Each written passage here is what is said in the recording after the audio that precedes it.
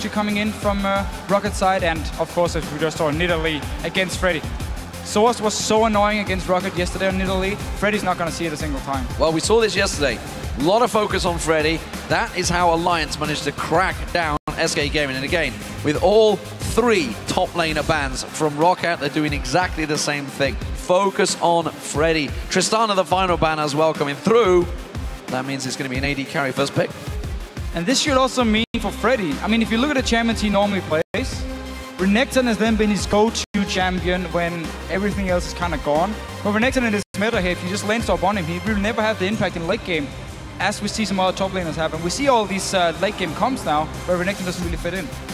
So on the other side then, Roccat taking Morgana and also taking Elise. Elise was banned out pretty much all day yesterday against Jankos. That is his first blood machine, although he also showed us they can come up with the goods on Kha'Zix as well. But for me, Elise is Jankos' best support by a long way. And these 2 picks right here are the picks Roccat used in the quarterfinals to beat Super Hawk Crew pretty much every game. And it was the same tactic. We always talk about it with Jankos, how he runs into the lane and you just hard push it up. You kill the towers early. You don't really focus too much on ganking except for maybe the first spot. And then it's just all about tower pushing.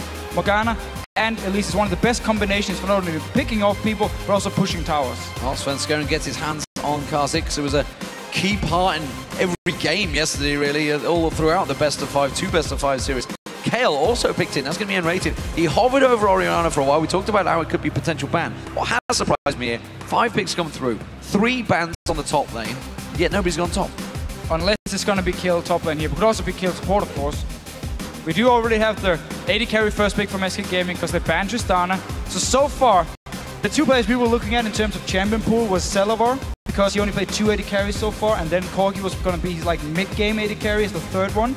And then of course Freddy in the top lane, and he's maybe lack of champion pool, which is what Roccat was hitting at here. So very expected here from Celaver if he does log in the Corki. It's going to be his go-to champion, some mid-game power. Now you have the Orianna, fine in the mid-game too, but even better in the late game and of course in the laning phase. So Overpow now, finally getting a champion where he's actually supposed to win the mid lane on farm. And that's the thing, he has been consistently behind every other mid laner in Europe at 10 minutes, at 20 minutes. Basically, whenever you look at CS, Overpow is generally behind, and Orianna is a champion where he shouldn't really be behind. It's a champion where he should be able to rack up big numbers. We'll see about that one. For SK Gaming, they locked in pretty quickly here, taking the Ahri for Jesiz, who had a fantastic win rate yesterday. Ahri was really a big thing in that in that SK vs Alliance game. Mundo also then taking Freddy up top. Alright, so Freddy can be pretty happy. Getting Dr. Mundo when there's 3 bans to top lanes is not exactly a bad deal here for SK Gaming. They will have the super tank for late game, where on the other side, for Roccat, because Maokai is being banned away, you don't really have this late game tank option as we see on the side of SK Gaming. Could of course be an Alistar if you wanted to play it into it, but it seems like you just want to do that. Yeah, so it's going to be Lulu, the final choice in that top lane. As you mentioned, it does take away the tank factor for Roccat. So, can they allow it to reach that late game? They have to surely close this one out quick. Yeah, they definitely have to win in the mid game here and make sure they don't give SK Gaming time to scale up and get the full items. Especially the Mundo is going to be so hard to deal with. Corki is not an AD carry who destroys tanks. We rarely see player through King on Corki, so it's going to be hard for Celaver in the late game if there's a fed Dr. Mundo in his face here. And SK Gaming side, Ahri has a 100% win rate in the playoffs so far. It was first picked yesterday between Alliance and SK Gaming a few times. Both Roccat and Jesiz wanted to play her, and she is so damn strong. Also setting up these picks here. You have the Kayle support as like your peel and protection for your hyper carry now, or even for Dr. Mundo if he's the guy running in all alone. And then of course Svenskeren getting his Kha'Zix, where he can get some wave clear, counter the fast push from Roccat they like to do, and also he can actually invade in on Elise. It's a good matchup here for Svenskeren to one-on-one Elise in the jungle. I also think looking at the AD carries that honestly Kog'Maw is going to outscale. They want to go late game when they've got the Mundo in there. Kog'Maw is going to be a big factor in this game. Roccat aren't a team that win games generally in the mid game. They almost always take it to the very late game, whether that's really through their choice or not. Yeah, obviously, you know, the ban towards it, first pick, it's got to be a big deal. Which champion select do you think has made you win the vote? Who is it going to be? SK win or Roccat win? That's the question. Hashtag SK or hashtag Rock win. And send them to, don't forget to put LOL Esports in there as well. We'll see how it works out as this game gets underway. Roccat were the favorites, but only just. Only won just over a lot by of fans 8%. yesterday. Yeah, So, won over a lot of fans yesterday. Here we go, ladies and gentlemen. Game 1 about to get underway. SK Gaming starting out on the blue side, up against Roccat. A final spot at the World Championships is at stake here for the European #3 seed. Who will it be? Roccat took the #3 position back in the spring. Can they do it again?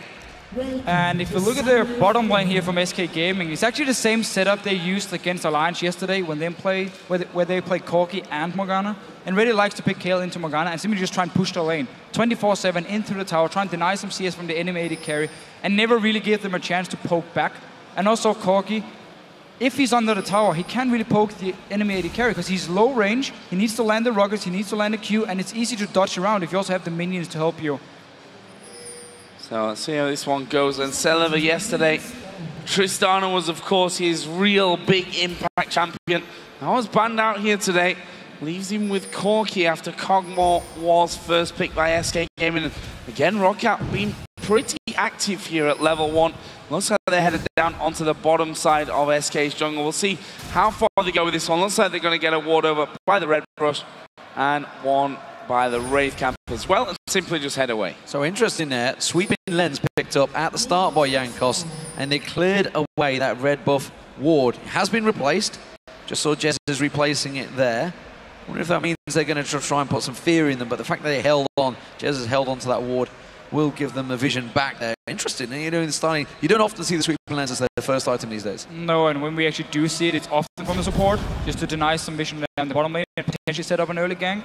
But it's not right, it is for Jankos, so we have to see actually how this jungle matchup is gonna work, because SK Gaming doesn't really have very strong early laners here compared to what Roccat has when Orianna and Lulu is in the mix. They are supposed to win their lanes, or at least do really well in the lanes, where Dr. Mundo often will end up just sitting back and try and farm as much as possible.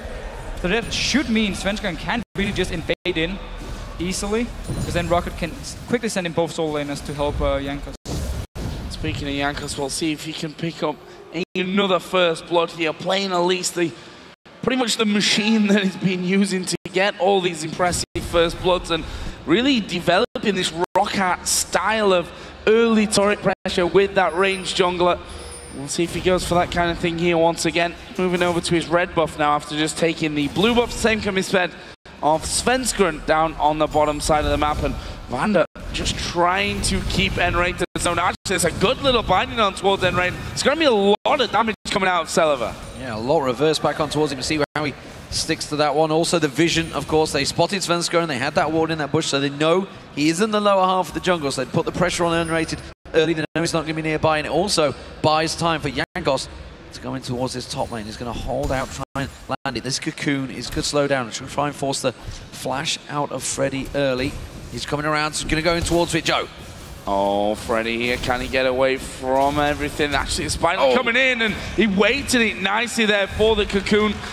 Not sure he technically needed to flash that one there. I actually think that the cocoon was away, but either way, I mean, better safe than sorry. Yeah. The last thing that you want to do at this stage is give Jankos or anyone else, it doesn't really matter who gets the first blood, you just don't want to give it up. If he had been stunned there, he would have died instantly from the execute of Elise here, and we're going to see this a lot. Jankos puts a lot of focus on the top lane, and we talk about how shutting down Freddy can be the way to beat SK Gaming. If he's not going to beat his super tank in the mid to late game, well, Roccat can just roll over them here. They have a lot of damage, a lot of magic damage, however, on their side, but they do have a lot of damage in the start of these fights. Clever use by Roccat. They saw Svenskeren passing by. They knew he was at the Wolves here, and they're going to go for him. Going to try and get down on towards him. The cocoon had already been fired off by Jankos, so they're not going to build too much follow on there.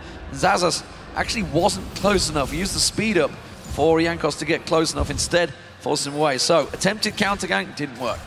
Well, one thing it's done is send him back though, and that will be Svenskeren then out of action, so to speak. Or I say that and he actually recalls, of course, as you would naturally expect, and he now is going to go over towards the Roccat jungle. We said it before that Svenskeren loves a bit of a counter jungle.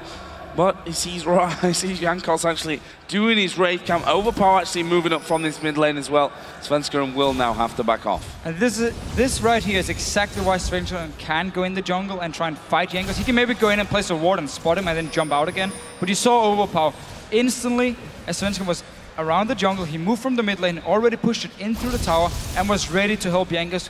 Quick 2v1, and then Svenskeren would have died. So it simply means, due to this Orianna pick in the mid lane, for now, SK Gaming is not able to do these aggressive invades in the jungle.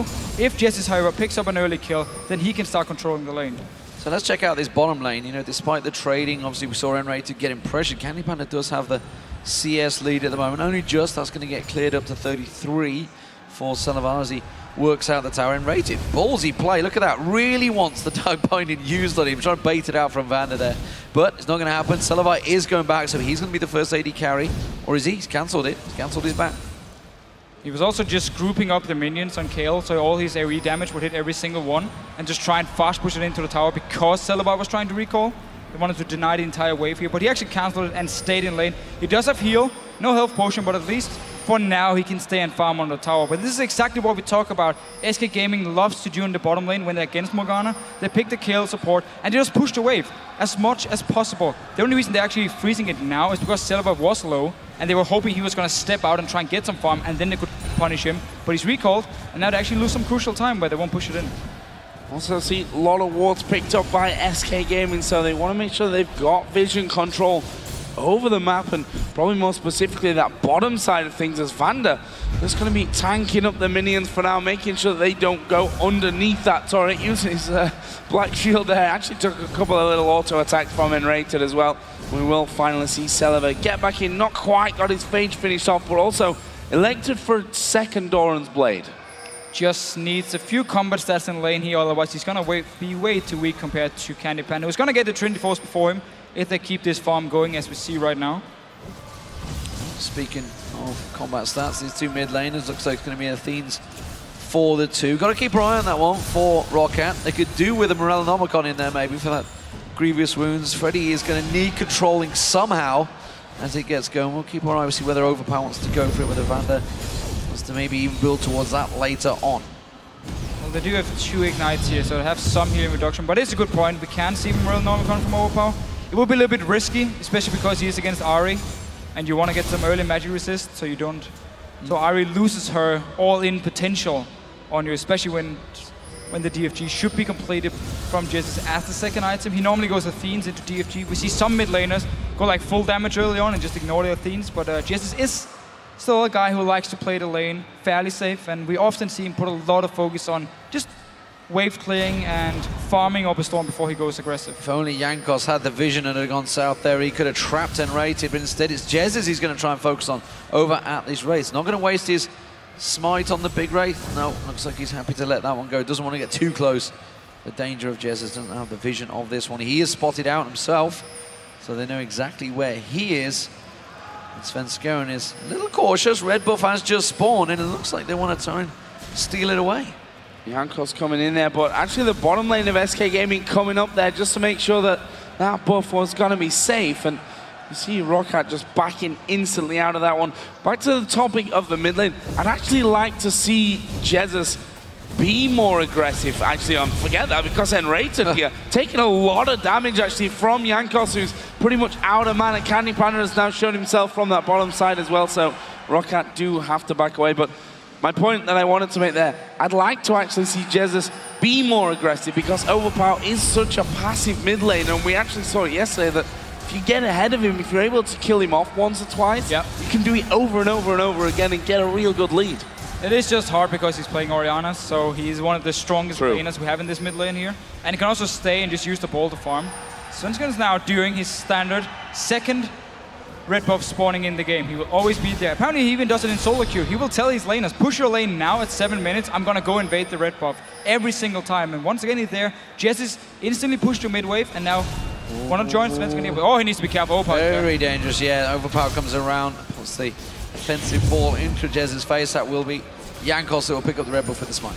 And it's good to see Roccat doing the homework, predicting all these invades from SK Gaming, picking strong side lanes as well, so they can avoid Jankos falling behind due to Svenskeren being so aggressive here. So nice play by Roccat defending the red buff and making sure Svenskeren doesn't get the same start he got against Alliance, where he always managed to get a lot of early farm and maybe even an early kill. You have to feel that homework, well, I mean, at this stage of the year, homework has to be done. There's no doubt about that one, but SK have been a bit of a thorn in the sides of Roccat, you know, not done well against them in terms of the both splits, not also done well if we look back to the playoffs last year. They beat them in the playoffs, sorry, not last year, last split, in the spring split, where Roccat then ended up finishing third after beating Alliance. They've been a bit of a bogey team, to be honest, for Roccat. And to be honest, it's always been about the fact that Freddy, Jesiz and Svenskeren together could actually shut down the solo lanes of Roccat and Jankos at the same time. Because Freddy and Jesiz used to just pick lane bullies all the time. Like, remember when Jesiz only played Xaxus and Orianna pretty much every single game. And it just worked against Roccat because Jankos could never really do anything.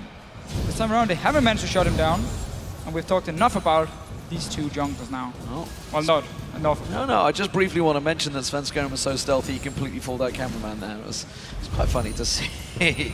So, bottom lane, we talked about how this needs shutting down. Panda is starting to dominate this lane, honestly, over Celaver. Celaver was forced packing once again to go back to buy, and you can see he's got that phase now picked up with the seconds, Dorans, and the boots, but he is slipping behind in CS against a lane that shouldn't probably be doing as strongly as it is right now. Well, it's simply due to Kayle support and the fact they can push in the wave every single time. Morgana won't really be able to respond because you max your binding on Morgana and not your W, so you don't get the extra wave clear.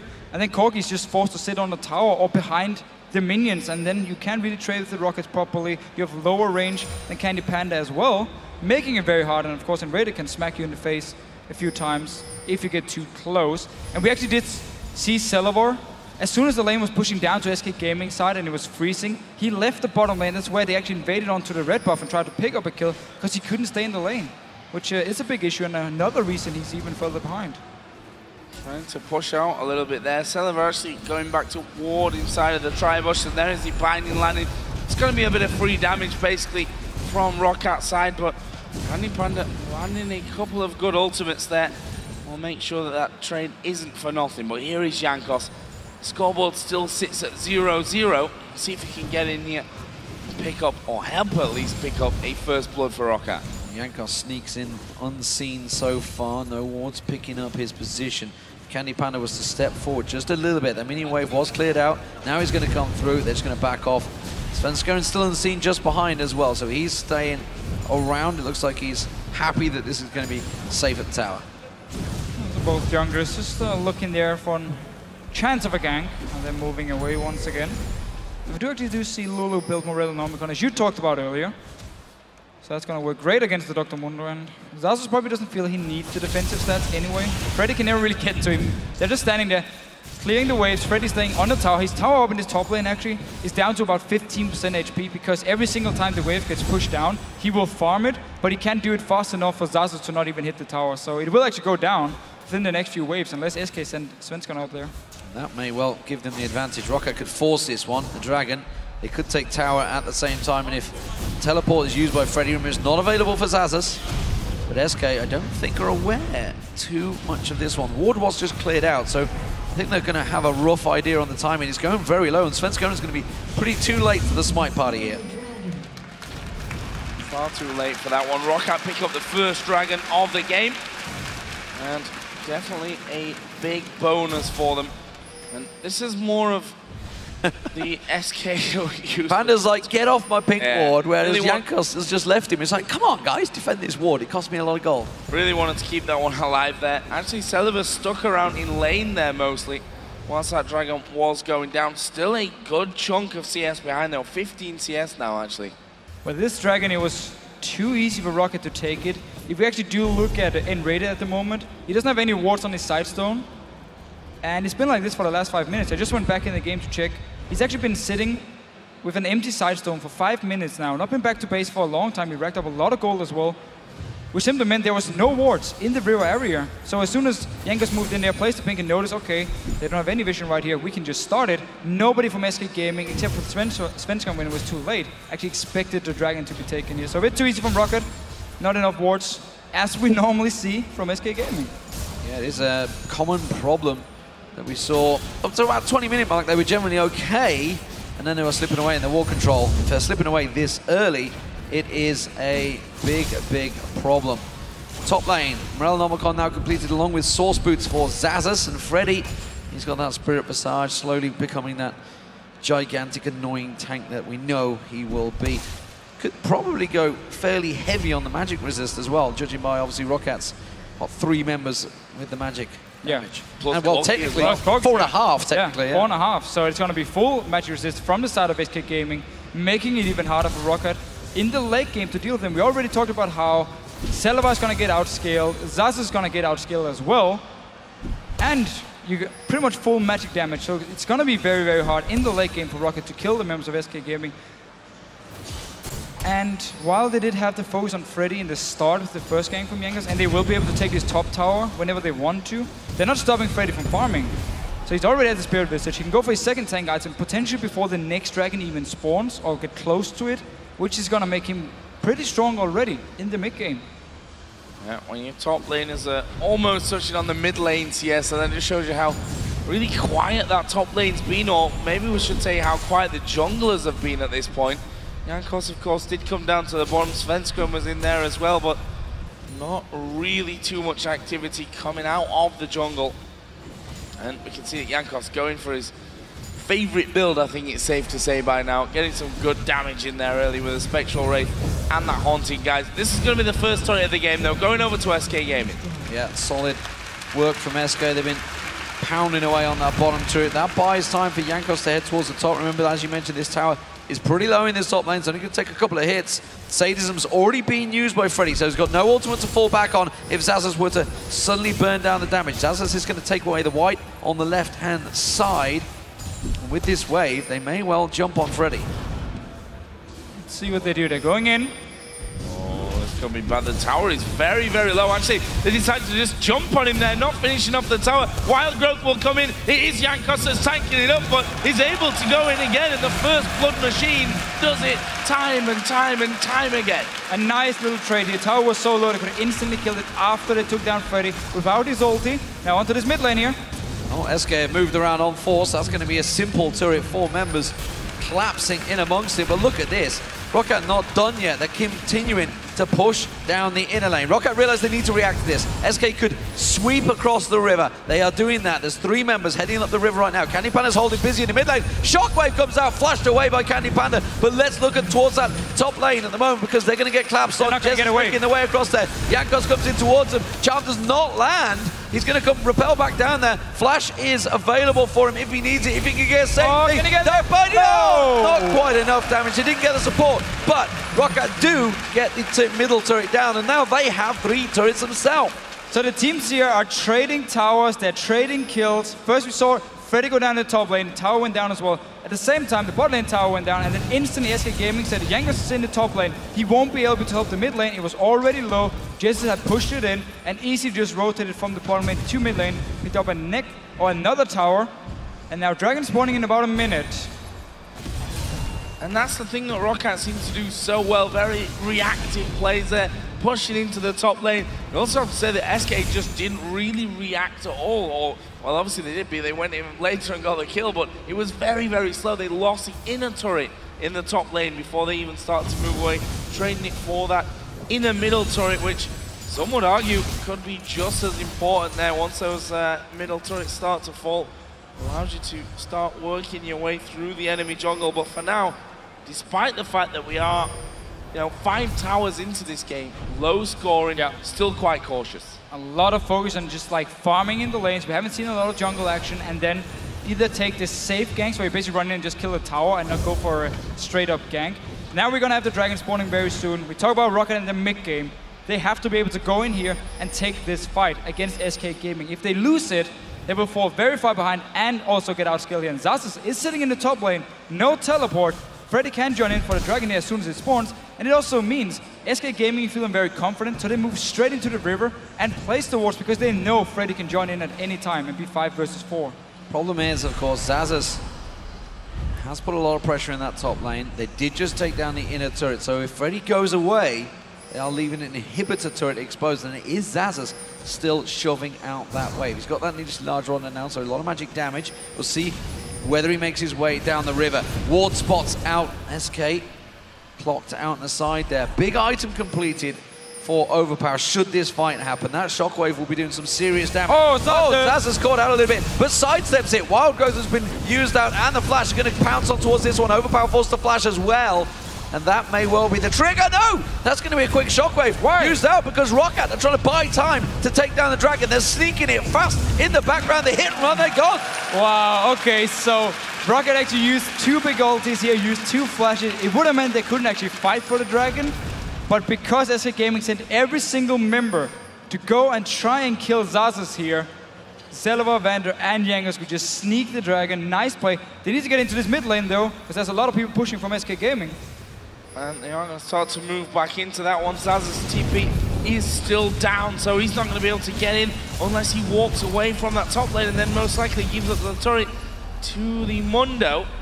Trying to get a max range charm in there, but Jankos stood at the front. And yeah, wave clear is there, that's for sure, with the likes of Lulu from that top side of it, from Orianna. It's not going to be too difficult to be holding on to these turrets. There's a lot of kind of all-in potential, especially when you think of the likes of Svenskeren diving in Mundo, tanky as you like going underneath the tower, and Jesiz to obviously get in there for the charm. And then you're going to see Overpow going down in the mid lane, completely caught out of position there. And again, a big play out of Jesiz. That's the kind of thing that Jesiz needs to do that we don't see too often from him. I have to say, we heard it earlier that Alliance, they rely on Froggen to do that kind of thing. SK don't necessarily rely on Jesiz to do that, but if he does do it, it gives them a massive boost. And it really seems like Jesiz, whenever he plays Ahri, is the only assassin where he can really take control of the game. Because we have seen him play Zed in the past, where it didn't work out for him. Ahri, again, you need to get these picks here. You need to catch people off guard, land a charm, and then you can just burst them down like we just saw him do here onto Overpow. So, been working out also against Alliance with the Ahri pick for Jesiz here. Need to keep doing it. Now you also need to be careful. Oh, I'm not sure Jankos wants this one solo. Look at that. Jesiz turns it around, puts the charm down. Might be able to take it down Jankos. Instead, he gets slowed by Xaxus. The rest of SK moving back in. Cocoon is going to be jumped in there. Svenskeren leaps off, and he gets a dark binding in the meantime. Freddy trying to zone out Xaxus. SK, they bought themselves some time. What I was about to say is the difference between these two teams is SK will make a kill and get an objective. You just saw it there in the mid lane. Tower. And actually, Roccat were very much in danger. If that last charm, Jesiz fired it off and it missed by a whisker. Then it got that. That would have been an inhibitor gone. And that's just great play by SK Gaming. Also looking at the fact that 2 flashes were used earlier by Overpow and Xaxus. Yes, okay, SK Gaming lost the dragon due to the chase, but it simply meant they could go into the jungle. They could suddenly look for a fight, and we saw Jesiz spot out Overpow. There was no flash. Instant just kill him there. Get the tower as well. And while SK Gaming as a team, we always talk about how bad they are at warding. Try and look at their items now. This is the first time in many games I actually see Jesiz and Freddy buy wards. So it seems like they've been looking at the games yesterday and realized we need to have more wards on the map, especially when we play these assassins in the mid lane. And then we can use the lead we get early on, or if we have the pressure, play some deep wards and get the kills on objectives. And I think this fits SK's style. This is the SK play style that was so good in the spring split for them, and they've kind of struggled to find that form here in summer, but this is what they did really, really well back then, is get towards this mid game and then even going into the later game as well. Get the kill, literally just 1 kill, and then just push these towers down, really pushing those objectives very, very quickly. Svenskeren are quite going to get hit there by the binding. 3 men up on that top side of the map, 4 men now even if you can. Jankos in. I was going to say SK, why is he backing away? But actually, they're going aggressive into the jungle. And this is the thing. SK are what? 3,000 gold behind, but you don't feel it. They are their aggressors. They are the ones looking for team fights. Shockwave used on nRated doesn't have the damage. He still holds on to intervention. Ballsy play by nRated. Didn't want to waste it there. Took a lot of pressure, but he's happy to just sit at the back. He's the support. If you're going to focus the support, then the rest of the team are just going to come in, sweep around, and take another free tower. And because SK Gaming is controlling the jungle of Roccat here with all their members, with some of the wards they just placed, they can go between mid lane and top lane. So as soon as Overpow walked in there, tried to kill nRated, didn't work for him. He was in a bad spot. He could never make it to top lane in time anyway, so he just had to go back to mid lane. Easy tower picked up by SK Gaming. And while again they are behind in gold, they are fully controlling the map and the jungle here, and Roccat is just sitting back. They're basically waiting to land a binding like we just saw here, if they actually want to engage and try and kill someone from SK. Xaxus actually got a lot of damage at this point. It's all Morellonomicon into the death cap. His opposite number, Freddy, said, I like Giant's belt, so I'm going to buy 2 of them. I mean, Mundo has got a bit of big pants. He's got like a Joe Miller waist going on. You have to get 2 belts and link them together, you know. Don't be so harsh on yourself. You look beautiful. Chain them together. So, Candy Panda, let's see where he builds and continues, because it looks like Celaver is going to be an eye edge, maybe come out after that Trinity Force. Xaxus in his top lane, got himself that death cap a while back as well. Jesiz, though, he is possibly the key for SK, opening up, unlocking the game with that charm. Rabadon's death cap, Deathfire Grasp picked up. A lot of damage on him, and we'll see where it works out. Overpow's been, as we've said so many times, fairly passive, fairly, I don't exactly trying to think of the word, but basically he's not been involved in this entire game. Jankos passive is a great word. Passive really is kind of fits it pretty well. 12 seconds on the Dragon. Roccat snuck it last time. I don't think SK are going to allow that to happen this time around. There's a lot of ward placement coming in around this river area. They have the positional advantage. We still do see a lot of the big items for Roccat here, so they are still strong if they get a standard 5 versus 5 here. They've been using 2 ultis from Overpow so far in the game, and they've done nothing at all. Every single time he needs to land a perfect one here. And Roccat, of course, because their combo is built around picking off targets with like Jankos or VandeR landing their binding or the cocoon. Otherwise, they actually have to wait for SK Gaming to engage onto them and just like kite it out, get a good position for the shockwave, and then re-engage as soon as they land all the ultis. Jesiz got a DFG in there as well, so he needs to be hunting. You can see him actually up in the jungle then, waiting off to the side just to hope that someone comes around that they can pick up. The Dragon, of course, in the meantime, did go over to SK Gaming. In terms of gold now, they're closing in. It's just 1,000 difference. Roccat still holding on to the lead, but slowly but surely the map is just being taken away from them. They're losing tower here, tower there, Dragon here, Dragon there. And at some point, they're going to be sat in their base thinking, what the hell happened to us? They're basically just so far behind in terms of vision control and wards on the map. Same around the Dragon. I mean, look at the area here. Blue wards everywhere from SK Gaming.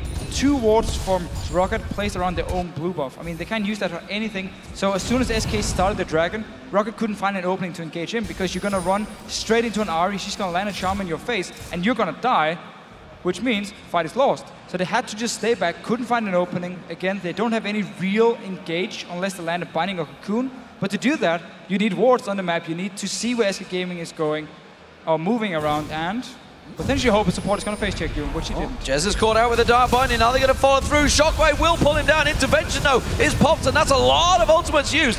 Jankos, where's he going to go from this rappel? He's just going to drop straight down in amongst them. Freddy and Svenskeren pouncing on towards VandeR. They're going to chase him down. He's going to get the slow on towards VandeR. There's no tower to fall back on. Wild Growth used on the support to save his life. That's another ultimate burn. Roccat are completely split here. Decent chunks from the side, though, and actually Celaver decides it's not even worth it at this point. They need to get around and defend this inhibited turret.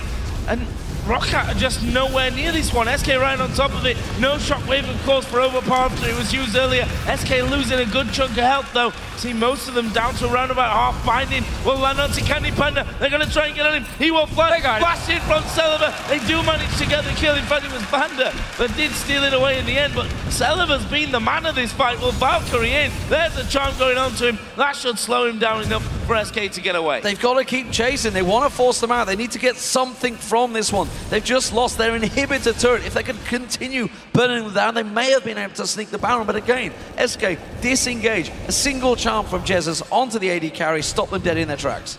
And this Kayle pickup here for nRated has been so important, because again, whenever a binding or a cocoon lands, nRated is there. He's ready with the ulti. So even though shockwave is used, even though Roccat just used all the damage on this one member, instantly we get the ult from nRated. It's only the one guy being locked up. As soon as he's out of the binding, out of the CC, the ulti wears off from Kayle, and he's free to just either step away or actually re-engage like we saw Jesiz do here before. So this Kayle ult has been working really well against Morgana. Not only in the laning phase, but also in terms of Roccat trying to find these picks with these two, Elise and Morgana, and it's just not been paying off, and they haven't been getting the team fights. SK Gaming have constantly they're actually just chasing them. We never get this full-on 5 versus 5, where the come from Roccat could also be very strong as long as they can kite. They never get the chance. Kite is very strong as well with SK. We see time after time those void spikes, cleavers, charms coming down, and very hard to chase into SK Gaming without, number one, taking too much damage in there as well. And I've got a feeling that SK is just going to do that this entire time, you know, go in there, push that turret down, wait for Roccat to start chasing and say, no, you know, you're going to chase us back, but we're just going to slowly but surely back away. In fact, they're now moving over towards the Baron there is. They get clear out there from SK Gaming, so they got full vision control of that Baron area. One over the back as well will spot VandeR coming in to put one down. And that's what we've talked about, the vision control. You know, SK coming in, Roccat not defending their wards at all. SK complete vision control, like starting to set up for a Baron potential here. Roccat come in, they sneak in, get a ward down, but that's immediately cleared by SK. And Roccat just sat again, well, we can't see what's going on, we don't know what's happening. And SK are fully in control of this game now, despite the fact it is, what, only 300 gold in Rockat's favor. So while SK can actually group up and go for this open inhibitor, they're gonna have a hard time pushing down towers because there's so much wave clear on the side of Roccat here. So if SK ever groups up in one lane, Roccat is there to defend. They can just instant kill the minions. So we actually do see SK realizing, fair enough, we can't really take down the towers. We can either go for open inhibitor or we can try and bait the Baron here. That's gonna be the two options. They need to catch out Roccat outside of the base or under their own tower if they feel like Freddy can go in for the dive. Get a kill, remove some of the wave there, and then you can start taking the towers here. So that's simply why we're seeing SK Gaming setting up around this Baron here as well. And Mundo is slowly but surely turning those two giant belts from earlier into a lot more than that. Already got the Warmog's armor complete. A Randuin's will be coming in here next, and that is a tanky Mundo. Is at that point now where you just, I want to say ignore him. You can't really ignore Mundo. That's the sad thing about it, because he's in your face constantly, sticks to whoever he decides to go for. But so very difficult to actually end up taking down that Morellonomicon from Xaxus. Definitely going to be helping out, but the jungle is starting to be overrun here by SK, and looks like they're going to make the natural progression towards that top inner turret. And they're slowly stepping further and further into the jungle, try to clear the wards. They get one down here from VandeR, so at least can see SK move between the mid and top lane now.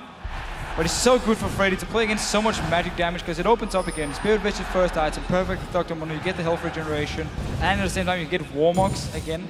Your Q, your cleaver scales on your HP even better. And can an AP champion who doesn't have any % magic damage burst down someone like Dr. Mundo at this point?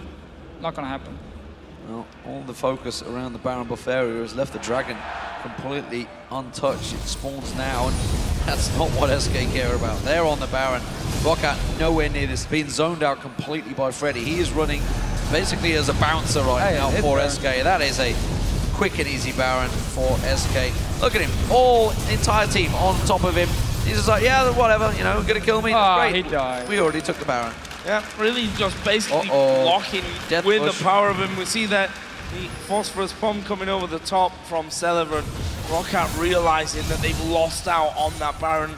Obviously with that Morellonomicon, it becomes a lot harder for him to actually be tanking and regenning that entire time. There's the jump in the great Overpow, and it is going to be the charm that gets it. And very this is 4 members. Svenskeren. This could be real bad for Roccat. There's the second kill. The reset's coming for Svenskeren. He's not going to get away from this one. There's the flash. Svenskeren continues to chase on towards him. He will have a leap in a couple of seconds. He chooses to just step away there. The rest of SK come in though. The inhibitor is wide open, and as you just pointed out, that was a 4v5, and SK just dominated the fight. Yeah, there was a ward in the bush here. Overpow, he was running as the last member from Roccat down towards this Dragon here. Jesiz instantly just goes for him. There's a pink ward here in the bush. Look at Overpow trailing behind, jumps him, he's going down, instantly no protection for him, no chance to even wild go for him because Xaxus wasn't in range, and then SK Gaming just keep on chasing. They have the Baron buff, they've shown they're so strong in these team fights. And this mid game where Celaver could have made an impact on the Corki, it never really happened.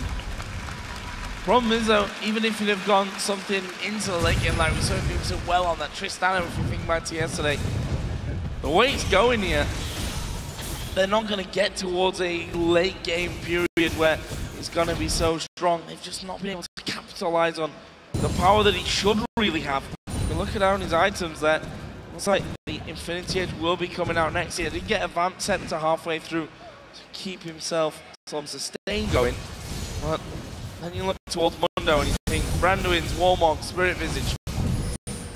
It's not easy to kill him. We saw it during that last Baron takedown from SK Gaming that they sent Freddy in. It takes him so long to kill him off, and he's such a pain with his cleavers that they can just basically take objectives while he's just tanking on the team. And while this game is not being Candy Panda, who's been the guy to carry, Jesiz has been doing a fantastic job on Ahri here. But the fact that SK Gaming banned Tristana, first picked the Hyper carry, and suddenly Celaver had to go for Corki. There was nothing left for him to play. If you look on the side of Candy Panda, he's played Twitch as well, he's played Jinx as well in the playoffs. So even if Roccat decides to fully ban 80 carries, there will still be a late game carry ready for Candy Panda to pick up. And we can't say the same for Celaver. That's going to be a big deal in the pick and bans going into the next few games. Yeah, it's what we noticed long ago throughout the season. Sona was limited on his pull, despite this great performance yesterday, it seems, again. And I gotta wonder whether Jankos, you know, could have maybe helped focus that bottom lane earlier on. They didn't really put any pressure on Candy Panda and nRated. SK, look at this, off the side. Charm lands on towards Xaxus, instantly they react and pounce on towards him. Wild Growth comes out, Jesiz is actually caught in a good dark binding, but there's just no follow-up. They haven't got the damage. Candy Panda actually flanking round, that's unusual. The AD carry's not really the guy that should be doing that. Well, I'm apparently saying don't need to stay passive on this one. We can see that the Nexus turrets are taking chunks of damage now as the super minions start to come in there. And you're going to have to force them off. And I think this is a scenario where Roccat are going to eventually have to say, guys, we have to leave this tower. We have to let that one go down to defend the base. So while they could defend the first wave here with all the wave clear, as soon as they had to use the Wild Growth, it wasn't up anymore, any longer. Celaver is very low in mana. They just had to back away from this tower here, give it up to SK Gaming, and that's what they can keep doing because SK Gaming are so far ahead. Again, not necessarily in terms of gold, but just because their late game comp is so much better, the gold counts even more for them. Well, this middle inhibitor, it will be respawning at some point shortly. Svenskeren's the man in the mid lane, pushing, helping those super minions keep the damage down. Candy Panda comes in, Freddy tanks up a couple of the hits, and this inhibitor turret in his top lane is not going to be much longer in the world. Jeziz's charm does not land, but his burst damage does, and Jankos takes that. Again, another couple of shots come in. Svenskeren pulls Roccat to the side. They continue to siege, and slowly but surely that tower is falling. Down to about half HP now. Svenskeren in the meantime pushing these super minions on through into the base. So Roccat again going to be faced. Apparently my fractions are a little bit off because that's definitely not half HP. That's about 2 auto attacks here from Candy Panda, and that one's going to go down. Super minions have to be dealt with. Just forget super minions. Svenskeren has to be dealt with. He's on the Nexus turrets himself, and Roccat are trying to hold on to the inhibitor turret. Priorities. Priorities indeed. What are they doing? He's been flanking around that whole side. 2 more auto attacks from Candy Panda is all it's going to take. Jankos, he's the man. He's going to leap in towards it. Svenskeren jumps on him right now. This is a jungle battle, duel back and forward, and Jankos may not well win it. The inhibitor turret falls on the left-hand side. Svenskeren stealths himself up. Jankos will not fall back on towards him, but the damage is done, and Svenskeren backs off. Still the tower in top lane is alive. It's now all about inhibitor here for SK Gaming. They are fairly low in mana, Candy Panda as well. This might be the chance to fight for Roccat. And then Jankos almost dies. Almost dies. Putting that disclaimer there right at the very last second, and Jankos doing exactly the same with a nice little repel to get away from Jesiz, who actually flashed for that one. They did take down the inhibitor as well, so that is good news for them. But that top turret, I'm not sure how it quite survived, but the important thing is that it did actually survive going in there. And there must be a decent chunk of gold here for SK Gaming to be going home and spending. And as I say that, you can see a couple of them start on 1700 gold, and the items are just going to start flowing for them at this point. Yeah, they were sieging for a long time there, making full use. The Baron will be back up in a minute. Roccat desperately forcing themselves out, get the wards down around that pit. They know that SK could well be focusing straight towards it. They've pushed the top wave out, they pushed the bottom wave out. They're trying to do the same against the super minions in that mid lane, forcing every little thing they can make out of it. They really, really, really want to catch someone out. Maybe an nRated sneaking in to put some wards down, or a Candy Panda walking good, unawares into the bush. Get the butterfly. Oh, shows himself too early. Candy Panda there. Still the guy. Has been in the scene for many, many years here. He's seen most things. He was also the guy where Fnatic did their clairvoyance trick in DreamHack Finals, Season 1. He'll thank you for reminding him of that one. Yeah, he was the guy walking in dying. So yeah, he knows about these small traps. It was pretty much what Roccat could do at this point. Otherwise, now they're going to be forced into a straight-up 5 versus 5 around the Baron pit. And if they lose it, the game will be done. Small correction, it was Season 2 at Gamescom.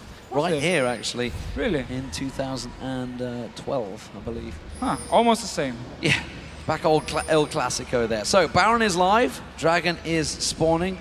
Rockat's wards that they managed to squeeze out there. There's still 2 surviving, and they are, again, still trying to get a little trap, but it's so hard to spring a trap like that when there's living artillery, and there's a gigantic bouncer coming into your face. Svenskeren is going to jump on towards them as well. That's going to be the shockwave, not doing enough damage, and they are being forced out of that. Once Freddy came in amongst 4 members, no cares given. He had his sadism running and just simply face-checked a lot. And that was actually a good shockwave by Overpow, but if you look at every single member from SK Gaming, they all have magic resist because, well, you have 4.5 magic damage dealers on the side of Roccat here. So easy for SK Gaming to survive, even though it was a great shockwave from Overpow here. Nobody even dropped too low. Candy Panda has heal, has life steal, and of course nRated as well can give him a little bit of help regaining all his HP. And now on to Baron. Baron down to half HP. Nexus Taurus in the meantime are once again going to be pressured by the super minions. They decide to jump away. Overpow, he is in no man's land here. And there is the ultimate used out of Jesiz. It's going to be a simple kill to put Jesiz on the rampage. And SK say, well, easy. So just gifted to them on a plate there. Yeah. He had no shockwave available. He used his flash to basically run away. And that is a Baron going to SK. That was basically Overpow just trying to make a hero play in the very end, go and see if he couldn't kill someone in the back or steal the Baron. I'm not sure. The point is still for Roccat. They are so far behind at this point. They need a fantastic team fight or SK Gaming to make a big, big mistake here. If Roccat is going to come back in this game, it really does not look good at the moment. So game 1 very much in control by SK. It's actually been something that's ran throughout the game, honestly. While Roccat may well have stole a few little objectives here and there, a cheeky little dragon play as they drew the attention of SK up the river. It's still, that was pretty much the last play they made in this matchup, because SK, even when behind in gold, have been the ones that have looked like they're going to win the game. And while SK Gaming didn't 100% manage to shut down Jankos, he actually didn't do anything just by himself. He didn't manage to pull off any successful ganks except for the one in the top lane where he got the first blood. Otherwise, we haven't really seen Jankos. And this is what happens with Roccat when Jankos is not the guy who carries the early game. Because the 2 side lanes, or solo laners, sorry, while they did well on farm, they were extremely passive, didn't manage to do anything else on the map. Jesiz started getting a few kills on Ahri, and suddenly he got rolling. And down the bottom lane, they fell behind to the Kayle, or to Candy Panda and nRated. Ended up losing the tower as well. So whenever Jankos is not the guy who gets some good ganks in the early game, the rest of Roccat just looked very, very passive and also lost the battle for wards, which is pretty weird considering Roccat is one of the best teams normally at placing wards. Well, SK are moving in to get rid of that inhibitor, obviously respawning in. The super minions have already caused Roccat a whole host of problems. Can they finish off the inhibitor? Svenskeren actually taking a good bit of damage there, and that shockwave, don't forget, is available here for Overpow. It's going to take a massive one to actually help them out, but even the last one, which was very good from Overpow, you have to give him the credit where it's due, hitting 3 men inside of the jungle. Didn't really do all that much damage because of the magic resist that they've been building up.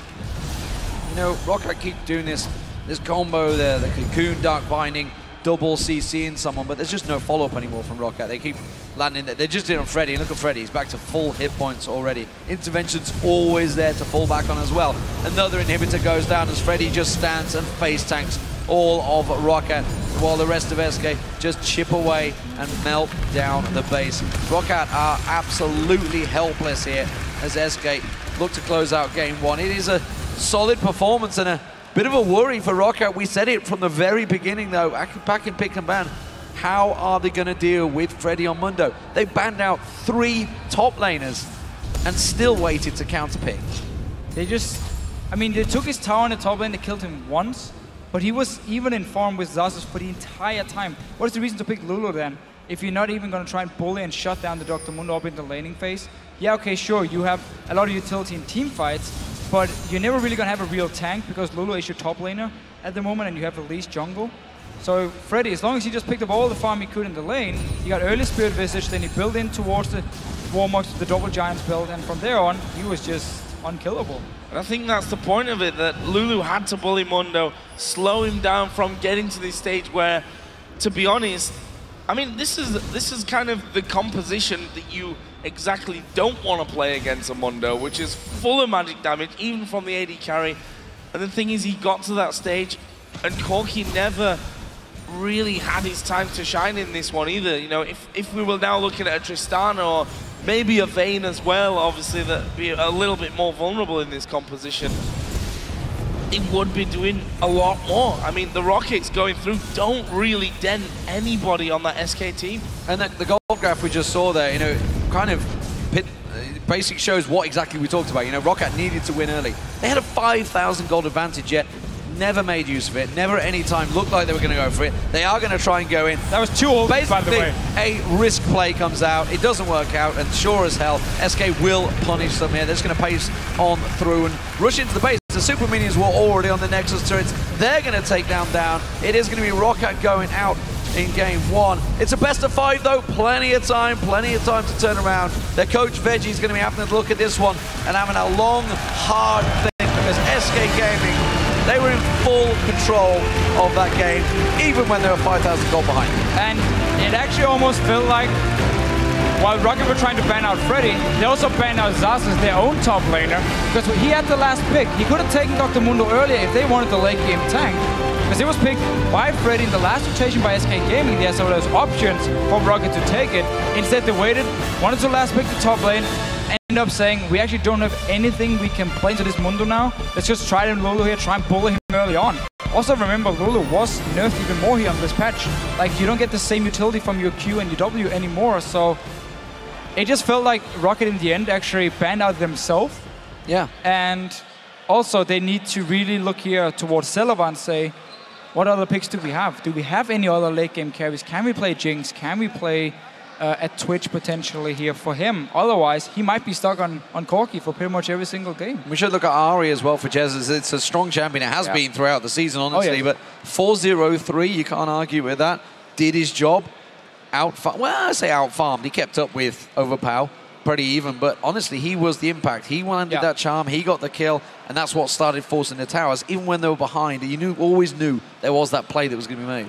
And that's the problem here, that we talked about how SK don't really rely on Jesiz to carry them in these games. They'd rather look to the likes of Candy Panda for Freddy to be constantly pressuring, which this game wasn't necessarily the case. Candy Panda, for me, was actually fairly quiet this entire time. It was Jesiz who was constantly stalking inside of the jungle, always looking for those pickoffs, and as soon as he gets the first kill and gets his DFG, everyone then has to be so scared. Roccat was too scared to come out into their own jungle. They didn't ward like the Roccat that we were really used to be honest, and they lost control of everything just very, very easily and very quickly as well. The gold swing happened quite really fast. And that's the bonus, you know, as we mentioned, they don't rely on Jesiz. So when he does make a play, suddenly like, boom, well, everybody makes control of it. And the point is, Freddy, you know, he became a brick wall. He basically, he probably had a pretty boring game. If you were to ask him himself, he probably wasn't too pleased about playing Mundo in that top lane, because basically all he did was the man that stood at the front. But another solid performance from Freddy. We talked about that top lane, how he dominated Wicked yesterday, and today against Xaxus,